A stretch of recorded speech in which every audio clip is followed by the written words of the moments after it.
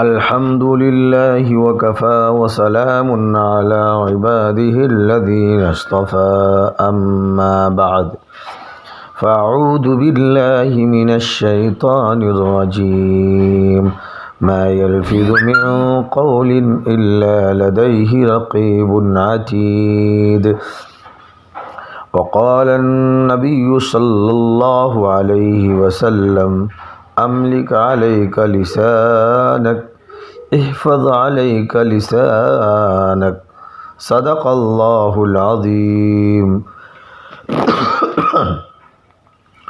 اللهم صل على محمد النبي الأمي وعلى آله وسلم تسليما اللهم صل على محمد النبي الأمي وعلى آله وسلم تسليما اللهم صل على محمد النبي الأمي وعلى آله وسلم تسليما میرے محترم بزرگوں دوستو، سب سے بڑی چیز ہے آدمی زبان سے جو بات بھی کہے ہوشیار اور چوکنا ہو کر کے بولے۔ اللہ نے نگراں مقرر کیا ہے، بس نکالے نہیں، فرٹ سے وہ جو ہے محفوظ ہو جاتا ہے۔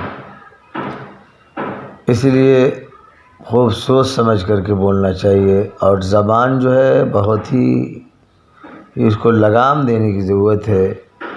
زبان اگر قابو میں آ گئی تو ساری چیزیں قابو میں آ جائیں گی، آدمی کامیاب ہو جائے گا۔ زبان بے قابو ہو جانے کی وجہ سے اس آیت کا کبھی کبھی آدمی مصداق بن جاتا ہے کہ آدمی برائی کرنے لگتا ہے، برائی کر کے ایسے ہو جاتا ہے جیسے اپنے مرے ہوئے بھائی کا گوشت کھانے کے برابر ہو جاتا ہے۔ کرنا کیا ہے؟ عملی کارے تو اپنے ایحب احدکم ان یأکل لحم اخیہ میتا فکرہتموہ، تم میں اپنے بھائی کا گوشت کھائے گا نہیں کھائے گا؟ کوئی ایسا ہے جو اپنے بھائی کا گوشت کھائے نہیں کھائے گا؟ اللہ تعالیٰ فرماتے ہیں تم نہیں کھاؤ گے، پسند نہیں کرو گے تو غیبت کرنا بھی اسی کے مثل ہے۔ اس کی آبرو لے رہا ہے، گوشت نہیں کھا رہا ہے لیکن آبرو لے رہا ہے، برائی کر رہا ہے۔ اللہ کے حبیب صلی اللہ علیہ وسلم نے فرمایا اپنے زبان پر پابندی لگاؤ۔ کیا ہے سب سے بڑی چیز؟ اپنے زبان پر پابندی لگاؤ، خواہ جو من میں آئے، جب جو طبیعت آئی ہانک دیے، ایسا نہیں کرنے کا ہے۔ زبان پر پابندی لگائے آدمی، سوچ سمجھ کر کے بولے اور اس کی حفاظت کرو۔ اسی طرح آنکھ کی بھی حفاظت کرے غلط چیز سے، اس طرح کان کی حفاظت کرے غلط چیز سننے سے، اعضاء اور جوارح کی حفاظت کرے غلط چیز سے۔ ان سب چیزوں کی اللہ ہم سب کے حفاظت کرنے کی توفیق عنایت فرمائے۔ تو سب سے بڑی چیز کیا ہے؟ زبان کی حفاظت۔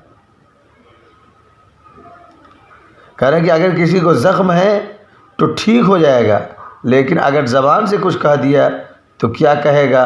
ہم اس کو زندگی بھر نہیں بھولیں گے۔ زبان سے نکلی بات ہم زندگی بھر نہیں بھول سکتے، کچھ بھی ہو سب برباد ہو جاتا ہے۔ اسی طریقے سے زبان سے اگلا ہوا زہر اس کو زندگی بھر جو بھلا نہیں سکتا ہے۔ اس لیے سوچ سمجھ کر کے بولنے والا آدمی ہمیشہ وہ جو ہے عقل مندی سے کام کرنے کی وجہ سے آدمی لوگوں میں محبوب ہو جاتا ہے، اور عند اللہ بھی محبوب رہتا ہے، تو دین دنیا دونوں کا کام آسان ہو جاتا ہے۔ اللہ ہم سب کو اہدنا الصراط المستقیم پہ چلنے والا بنائے، اور جو اپنی مرضیات پہ چلنا آسان فرمائے۔ جزا اللہ عنا محمد ما هو صلی اللہ علیہ وسلم۔